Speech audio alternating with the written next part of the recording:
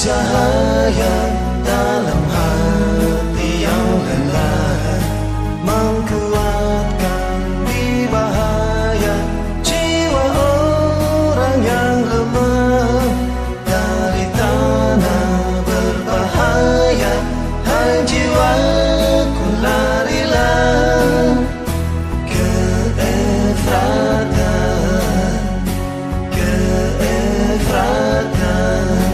Tilik bintang bercahaya, dalam terangnya dosa-dosa jadi nyata dan kekal, dikerjakannya sentosa kalau hati menyesal. Dari tanah dosa-dosa, hai jiwaku larilah ke Efrata, ke Efrata, agar dapatlah sentosa.